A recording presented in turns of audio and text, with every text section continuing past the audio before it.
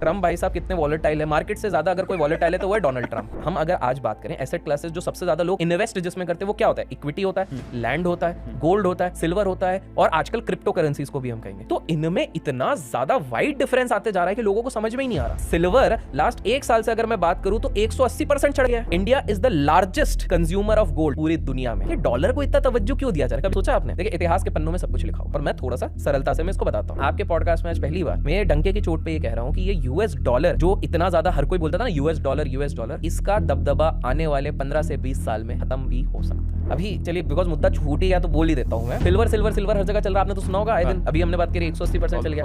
इसके पीछे चाइना है और ग्रैंड मास्टर पहली बार दुनिया में ऐसा हो रहा है, ये लेट 90s की बात है, कि कंप्यूटर के साथ उसका मैच हो रहा है। आज के पहले कभी हुआ नहीं और सबको पता है ग्रैंड मास्टर ही जीतेगा क्योंकि उसके सामने कोई टिका नहीं। और सबकी नींदें उड़ गई, हैरान हो गए जब कुछ मिनटों में कंप्यूटर ने उस ग्रैंड मास्टर को हरा दिया। मुझे एक चीज यहाँ पर ये समझनी है कि इंडिया की पोजीशन कहाँ पर स्टैंड कर रही है। भी ताना मार रहे भारत को है, बहुत खामी इस देश में, खामियां नहीं होती। एटलीस्ट हम लोग ये तो है कि आज अगर मैं दिल्ली में बैठ के आपके साथ ये पॉडकास्ट कर रहा हूँ, मुझे ये डर तो नहीं अचानक से मेरे ऊपर बम तो ना गिर जाए। ऐसे काफी सारे देश हैं।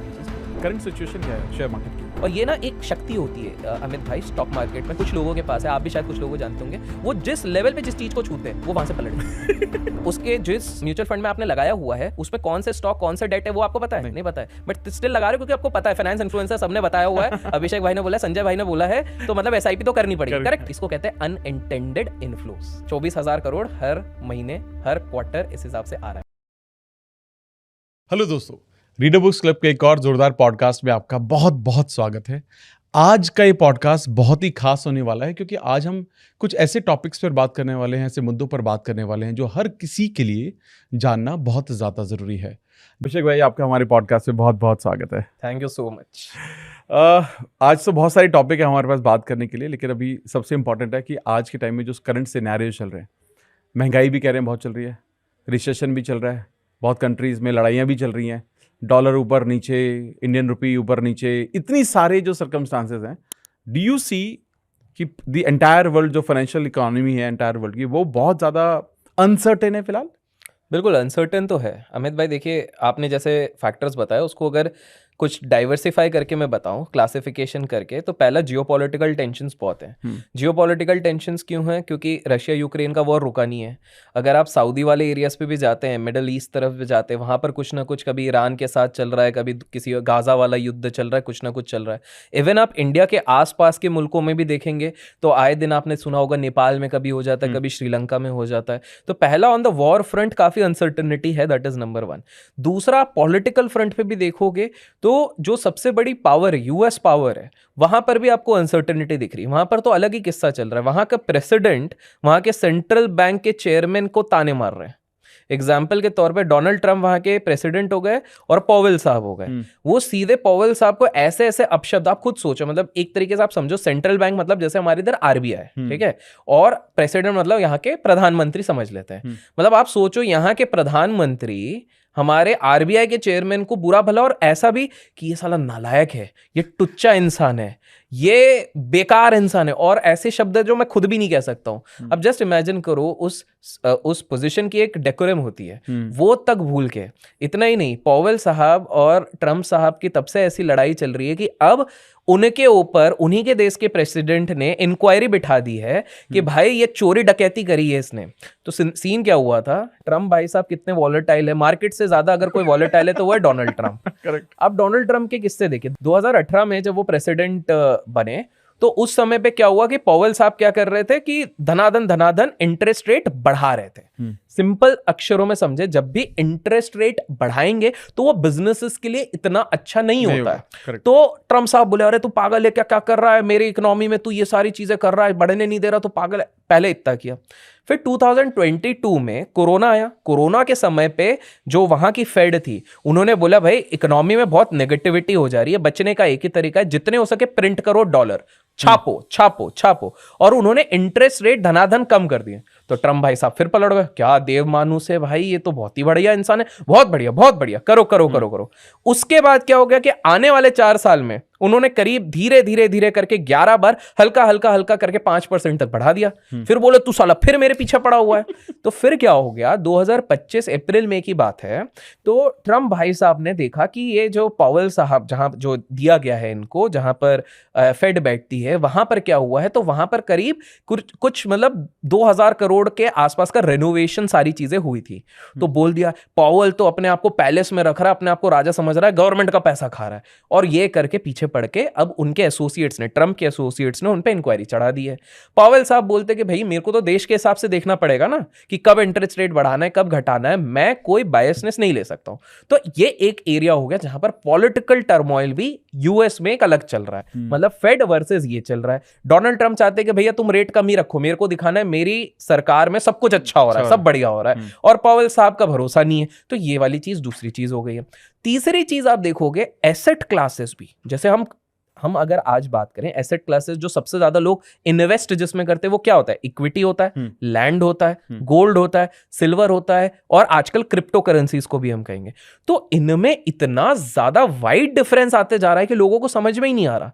सिल्वर लास्ट 1 साल से अगर मैं बात करूं तो 180% चढ़ गया है। एज ऑफ डे अपन जब बात करें 180% सिल्वर चढ़ गया है, गोल्ड तक इतना नहीं चढ़ा है। इक्विटी अगर आप हमारे देश की बात करें, निफ्टी का अगर आप चार्ट खोल के देखेंगे तो उसने सालों साल 10% का रिटर्न दिया, और यहां पर 180% का रिटर्न दे दिया। रियल एस्टेट भी इतना नहीं दिया जितना इसने दिया, तो वो एक डिफरेंस चले गया। क्रिप्टो करेंसीज ने इससे पहले वाले साल में भयंकर रिटर्न दे दिया। तो लोगों को समझ में ही नहीं आ रहा क्या हो रहा। तो यस, अनसर्टेनिटी हर जगह पर है कि एक जगह पर इन्फ्लेशन बहुत ज्यादा हो रहा है, एक जगह पर जियोपॉलिटिकल टेंशंस बहुत हो रहे हैं, एक जगह पर पॉलिटिकल टेंशंस हमारे देश में भी काफी सारे रूट कॉजेस इश्यूज हो रहे हैं, और एक जगह पर एसेट क्लासेस भी है। तो यस, अनसर्टेनिटी बहुत ज्यादा है।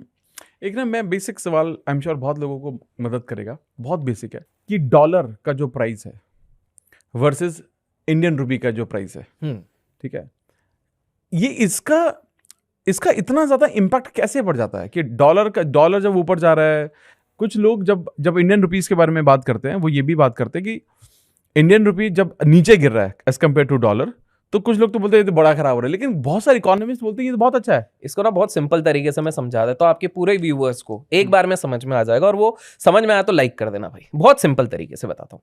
आप एक चीज बताइए, आप आईटी में काम किए थे, क्योंकि आपने अपने हर इंटरव्यू में कहा, आई थिंक IBM, बकाडी इन सब में काम किया था, ठीक है। अब आपके मेन क्लाइंट्स विदेशी होते थे, बहुत सारे क्लाइंट्स, करेक्ट। अब आप ये चीज सोचो, अगर एक हाइपोथेटिकल एग्जांपल लेते हैं, मैं 60 रुपीज जब डॉलर है तब मैं कोई सामान बनाता हूं, ठीक है, 60 रुपए का डॉलर है तब मैं वो एक सामान बताता हूं। ऑप्शन 1, मैं 60 रुपीज पे बना रहा हूं। एक है कि मैं उस पे जो भी मार्जिन बनाऊं, 1 का 2 पे बेचूं, तो मेरे पास बस वो 2 रुपए का फायदा हुआ। करेक्ट है। अब जस्ट इमेजिन करो, अगर वही डॉलर जो 60 रुपीज का है वो अब 90 हो गया, तो प्रोडक्ट सेम है, सब कुछ सेम है, लेकिन उसी चीज का मुझे ज्यादा पैसा मिल रहा है।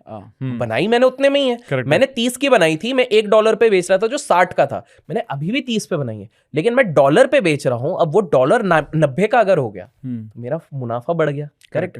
इसलिए कहते हैं एक्सपोर्ट मतलब हमारे देश में बना के मैं जब दूसरे देश को बेच रहा हूं, तो एक्सपोर्ट ओरिएंटेड इंडस्ट्री के लिए फायदा होता है जब रुपी की वैल्यू कम हो जाती है। क्लियर है? रुपी की वैल्यू, ठीक है। अब ऐसी कौन सी इंडस्ट्री, ये समझिए, सबसे प्राइम 2 होती है, एक आईटी होती है, एक फार्मा होती है। आप इसको एक सिंपल सा लॉजिक देखिए। आईटी के सबसे ज्यादा प्रोजेक्ट्स जो हमारा जब 2001 में सबसे ज्यादा आईटी फ्लरिश हुआ था, वो इसलिए हुआ था क्योंकि .com बूम के टाइम पे एक चीज आई थी, Y2K बबल, जो सबको पता है कि 0 अगर ईयर के एंड में आ गया तो दुनिया खत्म हो गई, तो सारे प्रोजेक्ट्स इंडिया में आ गए थे। करेक्ट। तो इस चक्कर में हमारे इधर इंडिया का जो KPO BPO वाला कल्चर है वो बहुत फ्लरिश हुआ कि मैन पावर सस्ते में आ रहा है। हमारे प्रोजेक्ट्स हम बाहर बेचते थे, तो एक्सपोर्ट का एक आईटी ऑलमोस्ट 70% हमारा पैसा वहीं से आता था। बट अब आपको बता दूं, यूरोप से भी काफी ज्यादा हमारा कनेक्शन है, ठीक है। That is one. दूसरी कौन सी इंडस्ट्री थी? फार्मास्यूटिकल्स में यूएस वाले बहुत कोशिश किए, लेकिन हमारे जैसे जेनेरिक फार्मा वो नहीं बिल्ड कर पा रहे हैं, क्योंकि उनका लेबर कॉस्ट ज्यादा है, उनकी इंडस्ट्रियल कॉस्ट ज्यादा है, तो वो नहीं कर पा रहे। तो उस चक्कर में उनको यहीं से भारत पे डिपेंडेंट होना पड़ता है। तो 2 जो सबसे ज्यादा सेक्टर जब भी रुपी इस तरह से होगा तो वो होता है आईटी। इतना क्लियर हो गया, आईटी और फार्मा। लेकिन अब इसको आप सोचिए कि इसमें हमारे लिए किस प्रकार से ये नुकसान हो जाता है जब ये चीज होती है। डोमेस्टिक चीजें महंगी हो जाती हैं, इंपोर्ट महंगा हो जाता है। जैसे आपको पता है, हम बहुत कम लोगों को पता होगा, मैं बता देता हूँ। इंडिया, जैसे हम गोल्ड सिल्वर और इन सब की बातें कर रहे हैं, India is the largest consumer of gold. सबसे ज्यादा कंज्यूम करते हैं हम गोल्ड पूरी दुनिया में। सबसे ज्यादा गोल्ड आपके जितने भी व्यूअर्स हैं, आप आपकी बीवियों के पास देखिए, घर की विमेन के पास देखिए, सबसे ज्यादा गोल्ड हमारे इधर कंजम्पशन के हिसाब से होता है। हिडन गोल्ड बोलते हैं हम। पर आपको ये चीज पता है, सेम विद सिल्वर, सिल्वर के भी हम बहुत बड़े कंज्यूमर है, लेकिन आपको पता है कि हम लोग सबसे बड़े प्रोड्यूसर नहीं है, हम सबसे बड़े इंपोर्टर हैं सिल्वर के। हम सिल्वर इंपोर्ट करते हैं। ऑलमोस्ट हर साल हम 25% ग्लोबल सप्लाई का सिल्वर इंपोर्ट करते हैं। और ये तब की बात है जब ईवी की तो मैं बात ही नहीं कर रहा हूँ, हम इन जनरल की बात कर रहे हैं कि माइनर इंडस्ट्रियल एप्लीकेशन। और जो हम लोग, क्योंकि आप देखो कि दिवाली में सिल्वर का कॉइन दिया जाता है, सिल्वर की लक्ष्मी दी जाती है, तो हमारे इधर ना ये वाली चीज बहुत है। तो again coming to the point, क्या होता है, एक सिंपल सा समझिए कि जब भी रुपी वीक हो रही है, इन लॉन्ग रन हमारी डोमेस्टिक कंपनीज के लिए वो अच्छा नहीं है। सिंपल है, ठीक है। लेकिन रुपी जब स्ट्रेंथ लेगी तो वो हमारी डोमेस्टिक कंपनीज के लिए बहुत अच्छी होती है। Perfect, simple. दूसरी चीज, इसको दूसरे एंगल से अपन देखते हैं।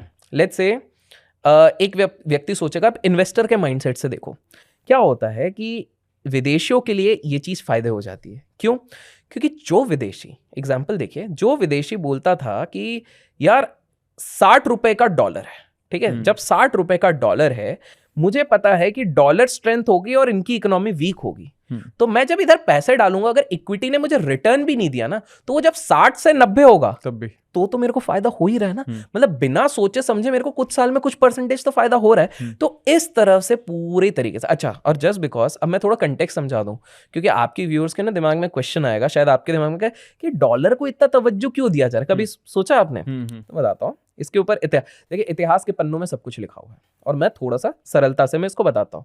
1944 की बात है। तो 1944 में एक हेमिस्फीयर होटल नाम की जगह थी, जहां पर कि 44 कंट्रीज के टॉप ऑफिशियल आए थे, और इसको कहते हैं Bretton Woods summit, Bretton Woods का एग्रीमेंट कहते हैं। ये बहुत हिस्टोरिकल है, इकोनॉमिक्स के लोगों को ये चीज पता रहती है। तो यहां पर क्या हुआ, ये लोग देख रहे थे कि वर्ल्ड वॉर और ये जो 1929 का ग्रेट रिसेशन हुआ, प्रॉब्लम ये हो जाती है कि लेट्स से बहुत सारी कंट्रीज हैं। अब बहुत सारी कंट्रीज क्या करती हैं, कभी अगर वो अपनी करेंसी में ट्रेड कर रही हैं तो वो एक फिक्स वैल्यू नहीं कर पा रही हैं। कि मान लीजिए कोई युआन दे रहा है, युआन के बदले में कितना गेहूं दें हमें नहीं पता भाई, क्योंकि वैल्यू ऊपर नीचे होती जा रही है। फिर कभी कोई यूरो दे रहा है तो कितना। तो ये 44 देशों ने सोचा कि भाई हमें ना एक गोल्ड स्टैंडर्ड बनाना पड़ेगा एज इक्वल टू गोल्ड। तो देखा भैया सबसे ज्यादा गोल्ड किसके पास है, तो 20,000 टन का गोल्ड था यूएसए के पास। तो सारी 44 कंट्रीज ने बोला भाई, यूएसए को यूनानिमसली उन लोगों ने वोट करा कि भाई जो तुम बोलो वैसा है। तो यूएस डॉलर को फिक्स किया गया। तब मेरे हिसाब से आईएनआर 4 रुपए के हिसाब से था। आज सोचो कहां चले गया है, एक यूएस डॉलर 4 का था और आज आप देखो। बट फिर क्या हुआ, लेट मिड 1970s की बात है, उसको कहते हैं निक्सन शॉक। निक्सन प्रेसिडेंट वहां पर एक बने, प्रेसिडेंट निक्सन। अब सीन क्या हो गया था, ओवर दीज ईयर्स, जो ये 30 साल का एक पीरियड रहा, तो स्वाभाविक सी बात बन गई कि सबने समझा कि गोल्ड पहला स्टैंडर्ड है और dollar is as good as gold. तो डॉलर में व्यापार हो रहा है। बट कुछ यूरोपियन देश, इटालियन और ये सब ना थोड़े समझदार थे, उन्होंने देखा कि भाई डॉलर का ना इतना भरोसा नहीं है, सोने का भरोसा है। तो क्या करते हैं, जो डॉलर अपने पास जहां से भी आ रहे हैं उससे अपन सोना लेते जाते हैं। तो सोना किसके पास सबसे ज्यादा था, यूएस के पास। तो ये जो आसपास वाले थे सब ना सोना लेते जा रहे हैं। अब यूएस सुपर पावर क्यों बना था, क्योंकि उनके पास सबसे ज्यादा सोना था। अब इस समय पे इनके पास बच गया 8,000 टन, मतलब 8,000। हाँ, तो निक्सन जी को समझ में आया भैया ये तो उल्लू बनाया जा रहा है, मतलब ये ट्रेड कर करके ये सारी चीजें कर रहे हैं। तो उन्होंने रातों रात ऐलान कर दिया कि वो जो सारे रूल्स बने वो खारिज हो गए, वो फर्जी हो गए, इस तरह से।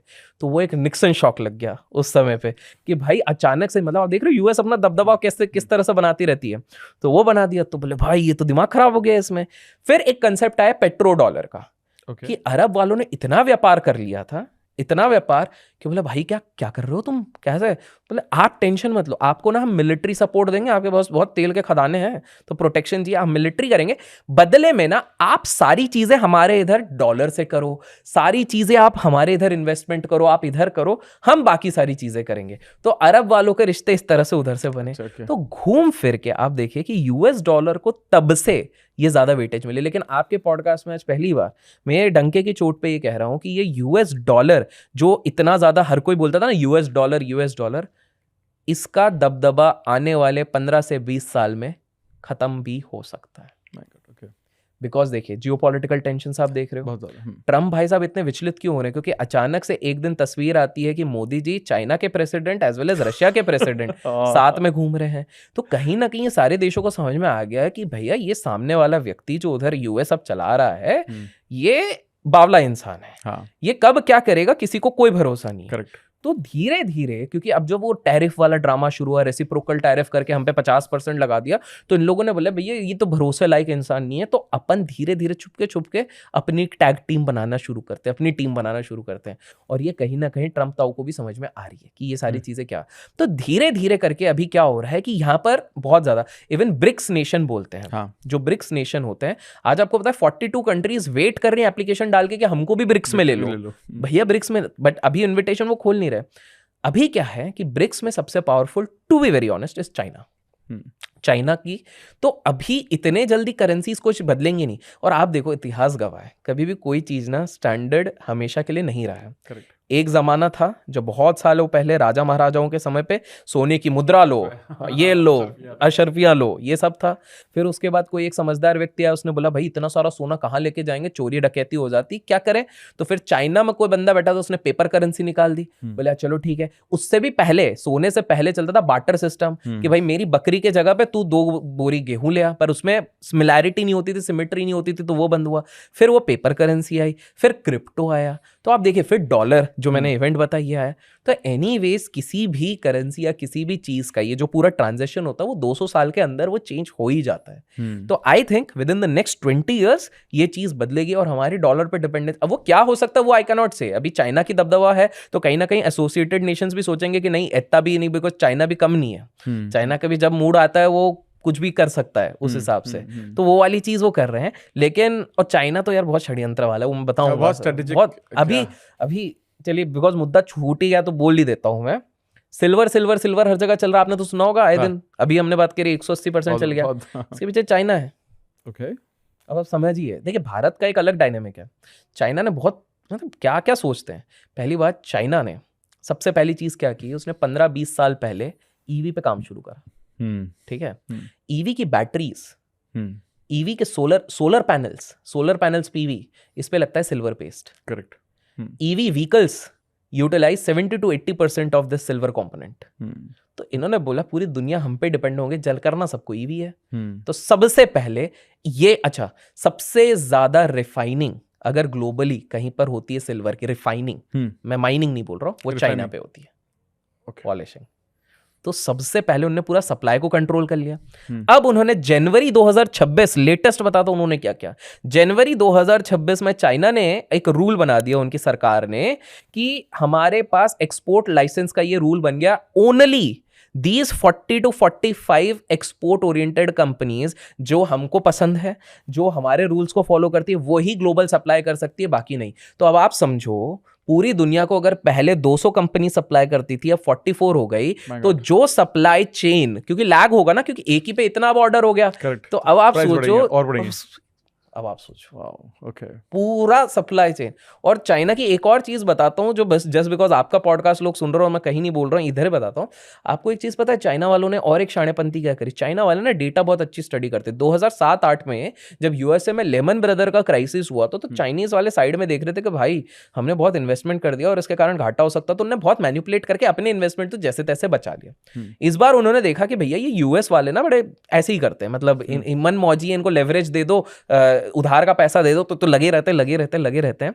तो इस बार उन्होंने बहुत स्मार्ट ट्रिक्स खेली है। उन्होंने स्मार्ट ट्रिक्स की खेली है, मेटल सिल्वर यहां पर अपना कंट्रोल कर लिया, कोबाल्ट की खदानें भी ले गए हैं ये लोग साउथ अफ्रीका की, जो कि ईवी में यूज करेंगे। 75% पे कंट्रोल इनने जमा लिया, बोले भाई अब तुम कुछ भी कर लो, ये कर लो। तीसरी चीज इन्होंने देखा कि भैया पूरे ग्लोबल अगर जितना भी वो सारी चीजें हैं, अगर हमको सबसे तेज चलना है तो हमारे पास क्या होना चाहिए, डिफेंस। उन्होंने दुनिया की सबसे स्ट्रॉन्गेस्ट डिफेंस आर्सेनल बना लिए। तभी तो ट्रंप को पलट के जवाब दे देते हैं ये लोग कि ट्रंप बोल रहा है मैं 100%, हाँ हम 180%। दो टाइम पास कर रहे, कोई कुछ करने नहीं वाला, बट वो कर क्यों पा रहे हैं कि भाई ट्रंप तू बोल, तू दबा ही नहीं सकता। ये सिंपल सी चीज है। तो आप ये सारी चीज है, और उनको भी पता है कल को हम छोटा सा वॉर सिचुएशन करके ताइवान को अगर पकड़ लें कुछ भी करके, सेमीकंडक्टर सारे ऑटोमोबाइल के वहीं से आते हैं, हम उसको भी अटका देंगे। तो चाइनीज, तो हम लोग एआई की आज बात कर रहे हैं, वो लोग 8-9 साल पहले से लगे पड़े हुए एआई पे। और वो क्यों? क्योंकि एक चीज हमको सीखनी चाहिए, देखिए क्योंकि आप लॉ ऑफ अट्रैक्शन भी बोलते हो और पॉजिटिव थिंकिंग की बात करते हो, तो यहाँ पर एक चाइना से चीज सीखनी है। चाइना में एआई का कल्चर क्यों आया? क्योंकि चाइना बहुत ना कल्चरली रिच है, हाँ। बहुत स्ट्रांग है। और वहां पर ये कास्टिज्म वाला स्ट्रांग नहीं, वो प्रॉपर अपनी विरासत को मानते हैं। तो वहां पर सब लोग आराम से एक स्टेडियम पे बैठे हैं, चाइना वाले एक मैच देख रहे हैं, चेस का मैच चल रहा है, उनका ग्रैंड मास्टर बैठा हुआ है। और ग्रैंड मास्टर पहली बार दुनिया में ऐसा हो रहा है, ये लेट 90s की बात है, कि कंप्यूटर के साथ उसका मैच हो रहा है। आज के पहले कभी हुआ नहीं है, और सबको पता है ग्रैंड मास्टर ही जीतेगा, क्योंकि उसके सामने कोई टिका नहीं है। और सबकी नींदें उड़ गई, हैरान हो गए जब कुछ मिनटों में कंप्यूटर ने उस ग्रैंड मास्टर को हरा दिया। सब एक बार के लिए निराश, मतलब एक्चुअल इमोशनल आउटबर्स्ट। लेकिन उसी के बाद सेकंड थिंग आया कि भाई अगर ये ग्रैंड मास्टर को हरा सकता है एक कंप्यूटर, एक सिस्टम, एक एआई, तो ये दुनिया में क्या क्या कर सकता है। और उस दिन से उन्होंने एआई पे काम करना शुरू किया। तो आप देखिए ये सीखने वाली बात है। हम लोग हार से निराशा मान लेते हैं, वो लोग हार से भी वो क्या बोलते हैं, आपदा में अवसर, वो लोग वो निकाल ले रहे हैं। तो जितना चाहे हम ऑटोनोमी का हेट करें, ये करें, चाइना ने पॉलिटिकली लोगों को ऑटोनोमी नहीं दी है, लेकिन फाइनेंशियल ऑटोनोमी दी है। अगर आपके अंदर हिम्मत है, हाँ बस आप सरकार से ना भिड़ते हो, सब कुछ अच्छे से करते हो, हम देंगे।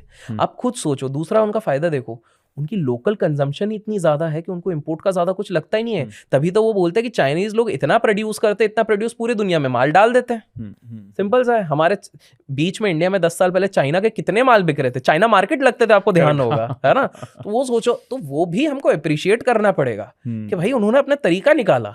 उन्होंने आपके वीडियो देखा, समझ लिया अबंडेंस हर जगह है, तो हमारे देश का खत्म हो गया तो बाकी जगह से अबंडेंस ले आए। बट ये सीखने वाली बात है कि this is very interesting too. तो जो आपने पहला सवाल पूछा, अनसर्टनिटी है। डॉलर वाला भी कंसेप्ट मैंने समझा दिया, वैसे तो मैंने बहुत चीजें बता दी फ्लो में, बट ये सारी चीजें अभी चल रही है। अमेजिंग। मुझे एक चीज यहाँ पर ये समझनी है कि इंडिया की पोजीशन कहाँ पर स्टैंड कर रही है आज। You know when it comes to friendship with Russia, it's very strong. अब वो चाइना वाला एंगल साथ में आ रही है, साथ में फोटो आ रही है, सब अवेलेबल। और this is something which is I think good for India, looks good. देखिए ये बहुत ही सही चीज है। सबसे पहले इसका पहला पब्लिक प्रूफ कब मिला? जब डोनाल्ड ट्रंप ने रेसिप्रोकल टैरिफ के साथ एक पेनल्टी टैरिफ लगाई। उसने पेनल्टी टैरिफ क्यों लगाई? कि भले भाई रशिया यूक्रेन का जब वॉर हो रहा था तब तुमने रशिया से क्रूड ऑयल क्यों लिया? जबकि ये खुद ही ये लोग थे, यूएस वाले ही थे, वो पहले बोल रहे थे कि नहीं दुनिया की अर्थव्यवस्था हिल जाएगी, प्लीज ले लो। और फिर डोनाल्ड ट्रंप खुद बोला। डोनाल्ड ट्रंप पाकिस्तान को क्यों इतना सपोर्ट कर रहा है? क्योंकि वहां के जो वजीर हैं, क्या बात है, इनको नोबेल प्राइज दिला दो, और तो बाप इंसान है, कुछ भी बोल के हाँ यही सारी चीजें करवाते रहते हैं। तो वो वाली चीज चलती है। तो सबसे पहली चीज ये है कि इंडिया रियलाइजेस कि उनको, देखिए जब भी रशिया यूक्रेन का वॉर हुआ, लोगों ने स्टैंड लिया, इंडिया वाज न्यूट्रल। हमको हमारे ये भी दोस्त है, क्योंकि उनको पता है हिस्टोरिकली लॉन्ग रन से देखा जाए तो भैया Russia has been better friends in contrast to others. तो इंडिया में मैं कहूंगा डिप्लोमेटिकली बहुत अच्छा, इतने बड़े पॉलिसी में जब इतना प्रेशर रहता ना, तो ये बहुत बढ़िया डिसीजन था। अब दूसरी चीज क्या हो गई अमित भाई, जैसे मैंने आपको बताया कि जो सबसे ज्यादा रिफाइनिंग हो रही है सिल्वर की, अगर मैं बात करूं, वो हो रही है चाइना पे। करेक्ट। इंडिया ऑल्सो नोज कि हम पूरी तरीके से उधर नहीं कर सकते। अब ये जो एक्सपोर्ट वाला सिस्टम लगा दिया दुनिया भर का, बैन नहीं लगाया, बट एक तरीके से कंट्रोल लेने की कोशिश ही कर रहे हैं। तो अब इंडिया ऑल्टरनेटिव्स ढूंढ रही है। अब ऑल्टरनेटिव्स ढूंढने में दो चीजें हो जाती है। पहला क्योंकि नया नया ऑल्टरनेटिव ढूंढोगे तो पहली बात तो एक्सपेंसिव रहता है, क्योंकि मास स्केल जब तक नहीं होगा तब एक्सपेंसिव है। दूसरा चीज है इस प्रोसेस में समय और पैसा बहुत लगता है। बट इंडिया हैज रियलाइज्ड कि हमें ये चीजें करनी पड़ेंगी, इसलिए वो इधर उधर सबसे बात करती है। जैसे डिफेंस का हम बहुत बड़ा डील रशिया के साथ करते हैं कि भाई हमको डिफेंस के इंस्ट्रूमेंट्स दो, ये सारी चीजें दो, क्योंकि इंडिया ऑल्सो नोज कि दुनिया इतनी वॉलेटाइल हो रही है कि कब कौन सी चीज की हमकी जरूरत पड़ गए पता नहीं, क्योंकि युद्ध के लिए कोई ललकारे और सामने वाला मिसाइल के साथ हम तलवार के साथ है तो हम तो ऐसे भी नहीं लड़ पाएंगे। तो एटलीस्ट इंडिया उसके लिए प्रिपेयर कर रही है, तो वो अपने रिश्ते वहां पर भी सुधार रही है। तो मैं ये कहूंगा कि हमारी जो लीडरशिप है at this point of time, अगर आप पोजिशनिंग की बात कर रहे हो, हम एकदम बेस्ट जगह पे तो नहीं है, बट हम रिलेटिवली सही जगहों पे हैं। क्योंकि आप एक चीज देखो ना यार अमित भाई, हम लोग जितने भी ताना मार रहे भारत को, हैं बहुत खामियां हैं, किस देश में खामियां नहीं होती है?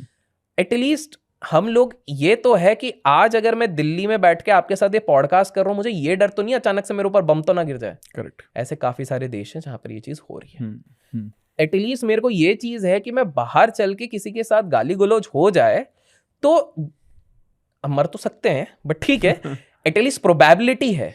बाहर के केस में तो सीधे उड़ा भी देंगे, आपको पता नहीं चलेगा। तो on a lot of ways हम लोग को ग्रेटफुल होना चाहिए कि India is still positioned in a better position. क्या स्कोप ऑफ इंप्रूवमेंट है? यस है। जैसे AQI वाला किस्सा आप ले लीजिए। बीजिंग ओलंपिक्स जब हुई थी उसके 10 साल पहले चाइना का AQI भारत से बेकार था, 800 पहुंच गया था। वहां के मिनिस्टर लोग छुपाने की कोशिश कर रहे थे इस चीज को कि किसी को बताना नहीं है, बट पब्लिक को कैसे पता लग गया कि यूएस और बाकी लोगों को उंगली करनी थी, तो उन्होंने नासा के फुटप्रिंट्स लेके डाल दिए कि देखो तुम्हारे इधर AQI खराब है, तुम्हारे पॉलिटिशियंस तुमको बेवकूफ बना रहे हैं। पर उसके बाद जो वो इंटरेस्टिंग था, जैसे पॉलिटिशियंस ने समझा कि भैया हाथ से बात निकल गई है, तो प्रधानमंत्री वहां के आए और हाथ जोड़ के बोले सॉरी हमसे गलती हो गई। दूसरी, अब हम इस पे लड़ेंगे इस चीज से, और उन्होंने 3-4 पॉलिसीज लगाई, 10 साल में चेंज हो गई। पहली पॉलिसी फॉरेस्टेशन, भयंकर तरीके से उन्होंने पेड़ लगाए। दूसरा, उन्होंने इंडस्ट्रीज को बोल दिया कि मिथेन पे काम करोगे और आउटस्कर्ट्स में काम करोगे, अंदर करोगे तो कोई टेंशन नहीं है, हम इंडस्ट्री बंद करवा देंगे, बाहर करोगे तो हम सब्सिडी देंगे। तीसरा, उन्होंने देखा कि व्हीकल से पॉल्यूशन हो रहा है, उन्होंने बोला भैया व्हीकल बिंदास लो, लेकिन लॉटरी सिस्टम होगी, जिसकी लॉटरी लगेगी उसी को, साल में एक बार वो लॉटरी आती थी। और दूसरा, उसमें आपको एक एक्स्ट्रा चार्ज देना पड़ेगा, लाइसेंस का एक्स्ट्रा पैसा लगेगा, लेकिन अगर ईवी लोगे तो ईवी कंपनीज को भी सब्सिडी मिलेगी, तुमको भी डिस्काउंट मिलेगा और तुमको ये, तो अचानक से वो ट्रेंड। तो आप ये चीज देखो। और सबसे इंपॉर्टेंट चीज, 1st से 5th क्लास तक कुछ पढ़ाओ ना पढ़ाओ, एनवायरमेंटल साइंस और मॉरल साइंस पढ़ानी पड़ेगी। तो आप देखो सिंपल एग्जीक्यूशन। और 10 साल बाद बीजिंग ओलंपिक्स हो रहा है, लोग वहां पे खड़े हुए हैं और उसको ब्लू ओलंपिक्स का नाम दिया गया, क्योंकि जब आसमान पे देखा तो आसमान पूरा नीला।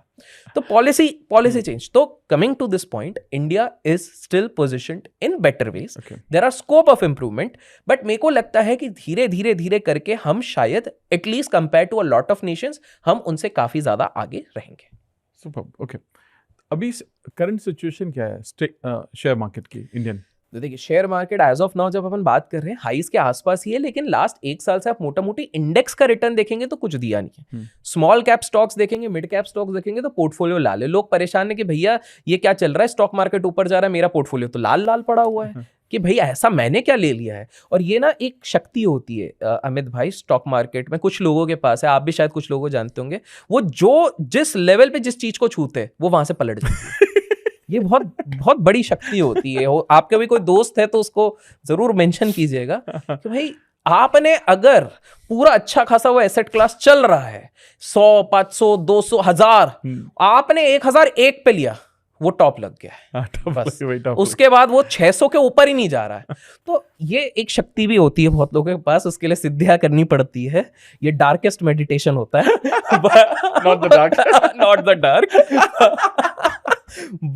बट हैविंग सेड दैट, ये मेरा मानना है 2026 की अगर मैं बात करूं तो जो ब्लू चिप वाला सेक्टर है, जो अच्छी कंपनीज है, वेल रेप्यूटेड कंपनीज है, वो अच्छे फंक्शन करेंगी। उसका रीजन मैं क्यों हुआ, सिंपल सी बात है कि लास्ट इतने महीनों से FIIs बेच रही हैं because of uncertainty and all. कहीं ना कहीं जब ये रुकेगी तो जो फिरंगी इन्वेस्टर्स होते हैं ना, ये छोटे मोटों से ज्यादा ये डिपेंड करते हैं वेल रेप्यूटेड प्रॉपर कंपनीज में। तो ये जो पैसा इनको अगर लगाना भी है तो ये हमारे देश में कहाँ लगाएंगे, ये लगाएंगे इस बड़ी कंपनी में। दूसरा, ये क्यों लगाएंगे, सिंपल सी बात है कि जो बाहर के ये इन्वेस्टर्स होते हैं, इनके फंड मैनेजर होते हैं, इन लोगों ने फंड मैनेजर को दिया भाई 50 करोड़ मेरे है, ये मेरे एंसेस्ट्रल 1000 करोड़ है, ये 100 करोड़ है, लगाना है। वो अगर आप हर देश में लगाएंगे लेकिन इंडिया में नहीं लगाएंगे और गलती से इंडिया उस साल परफॉर्म कर गया तो वो अपने फंड मैनेजर को निकाल देंगे, तो फंड मैनेजर की कमीशन चली जाएगी। तो झक मार के अगर किसी ने 1000 करोड़ दिया है उस फंड मैनेजर को, तो उस 1000 करोड़ का 20% 30% उसको इंडिया में लगाना ही पड़ेगा। तीसरी चीज है, हमारे इधर होता है अनइंटेंडेड इनफ्लोज। अर्थ क्या होता है, आप एसआईपी करते हो अमित भाई? हाँ। करते हो? कितने साल से कर रहे हो? मैं आई थिंक करूँगा 10-11 साल से कर रहे हो। टोटल कितने म्यूचुअल फंड्स रखे होंगे पोर्टफोलियो? पहले तो बहुत सारे थे, अब कम किया। अब 5-6 रखे हैं। हाँ, 5-6 रखे हुए हैं। 5-6 के सबके प्रॉपर नाम पता है आपको? नहीं, नॉट एग्जैक्टली। ठीक है। कौन उनके मैनेजर है, एसेट मैनेजर, वो पता है? नहीं। उसके जिस म्यूचुअल फंड में आपने लगाया हुआ है उसमें कौन से स्टॉक कौन से डेट है वो आपको पता है? नहीं पता है, बट स्टिल लगा रहे हो क्योंकि आपको पता है, फाइनेंस इन्फ्लुएंसर सबने बताया हुआ है, अभिषेक भाई ने बोला है, संजय भाई ने बोला है, तो मतलब एसआईपी तो करनी पड़ेगी। करेक्ट? हाँ। इसको कहते हैं अनइंटेंडेड इनफ्लोस। 24,000 करोड़ हर महीने, हर क्वार्टर इस हिसाब से आ रहा है क्योंकि लोगों को पता नहीं है किधर कैसे जा रहा है, लेकिन उनको ये पता है कि महंगा इन्फ्लेशन बोला है फाइनेंस इन्फ्लुएंसर ने, इन्फ्लेशन को बीट करना है तो एसआईपी करनी पड़ेगी, तो इसको अनइंटेंडेड इन्फ्लोस। तो ये हमारा रुकेगा ही नहीं। आपको क्या लग रहा है एफआईएस बेच के जा रही है तो भी हम क्रैश क्यों नहीं हो पा रहे? क्योंकि ये डोमेस्टिक हम लोगों का ही पैसा इतना है जो उस कुशन को, शॉक को एब्जॉर्ब कर दे रहा है। ओके। और आप सोचो अभी तक स्टॉक मार्केट में सिर्फ 6% लोगों का पार्टिसिपेशन है। आबादी 146 करोड़ की है, अवेयरनेस बढ़ रही है, लोग समझदार हो रहे हैं, महंगाई खा रही है, सबको पता है, तो और पैसा आएगा। और एक इंटरेस्टिंग चीज, चलिए बातों बातों में बताता हूँ। आजकल आपने वो वाला कंसेप्ट सुना है अमित भाई? इससे हमारे और आपके खास मित्र हैं वो खुश नहीं होंगे, परीक्षित भाई, लेकिन वो एक कंसेप्ट होता है क्या, डबल इनकम नो किड वाला, वो एक डिंग कुछ तो भी बोलते हैं, वो समझ गए ना? वो आजकल एक वो चलता है कि दोनों इनकम करेंगे but no kid, double income no kid, है ना? इस तरह से। तो परीक्षित भाई सॉरी, बट रियलिटी अब मैं बताता हूँ इसके चक्कर में भी, और ये कंसेप्ट बहुत चल रहा है। आप मेट्रोज में जाएंगे, सिटीज में जाएंगे, इवन निखिल कामत तो वोकली बोलता है कि भैया रहने दो, मत करो इस तरह से, और ये कंसेप्ट बहुत चल रहा है। करेक्ट? और एटलीस्ट इफ नॉट दैट, लोग 1 किड पे अब सेटिस्फाई हो रहे हैं। ये आपने पैटर्न देखा होगा। करेक्ट? एग्जैक्टली। करेक्ट। तो अब इससे क्या हो रहा है, पहले के जमाने में क्या होता था, जब 4 बच्चे, 5 बच्चे, 3 बच्चे, खर्चे ज्यादा, तो अगर इनकम आ रही है 50,000 तो 40,000 तो जाना ही है। करेक्ट? अब क्या हो रहा है, 50,000 आ रहा है, आप शौक में उड़ा लो, जितना भी उड़ाओगे, एक पॉइंट पे आके अपने पास सेविंग्स बच रही है, सेविंग्स अकाउंट तो 2-2.5% दे रहा है, तो ये सरप्लस अमाउंट में लगाऊंगा कहां पे? अरे रियल एस्टेट तो महंगा है, हर कोई अफोर्ड नहीं कर सकता, तो ये भी आ रहा है इक्विटी पे। ये चीज भी आएगा इक्विटी पे। तो जो बर्थ रेट आपको बाय द वे फैक्ट बता दूं कि इंडिया में भी थोड़ा सा over the last 5 years birth rate decline पे आया है। को कहा से, मैं मेट्रोज की बात कर रहा हूँ, मैं ओवरऑल की बात नहीं कर रहा हूँ, मैं पुणे, मुंबई, बैंगलोर, दिल्ली की बात कर रहा हूँ यहाँ पे। तो ये जब प्रेफर कर रहे हैं कि नहीं, तो वो लोगों का मान लीजिए, और आपको पता है बैंगलोर में सैलरीज 2 लाख 2.5 लाख इस तरह की लग रही हैं, खर्चा अगर 50,000 का, वो 1.5 लाख, अभी चलो 50,000 और उड़ा दिया तो वो 1 लाख कहाँ जा रहा है भाई? मेरे एजेंट ने बोला SIP, तो ये पैसा आगे और भी आएगा। तो इस चक्कर में इंडियन इक्विटीज मैं कहूंगा आर बेटर प्लेस। हाँ, बस अभी एक चीज है, वैल्यूएशन बहुत ज्यादा है, जो अब धीरे धीरे वापस नॉर्मल हो जाएगा विद इन 3 to 4 months। मैंने इससे पहले एक पॉडकास्ट लास्ट सितंबर-अक्टूबर 2025 में दिया था, जिसमें मैंने कहा था कि भाई जनवरी से लेके मार्च एक समय होता है जहां पर बहुत प्रॉफिट बुकिंग होती है। हम 26,500 पे थे, हम 25,500 पे अभी बात कर रहे हैं, 25,400, 25,500, तो वो होती है, वो नेचुरल है, एडजस्टमेंट्स होता है, पैसा निकाला जाता है, ये वाली चीज है। लेकिन अब आप एक चीज देखो, अब वैल्यूएशन जब थोड़ा सा नॉर्मलाइज हो रही है, पैसा आते जा रहा है कहीं ना कहीं वैल्यू, तो ब्लू चिप स्टॉक एक ऐसा एरिया होगा जिस पे सबको ध्यान रखना चाहिए। मैं नाम नहीं ले रहा हूं क्योंकि गूगल करने नहीं बोलूंगा, बट सेबी रजिस्टर्ड नहीं हूं, इसलिए मैं बोल रहा हूं। ठीक।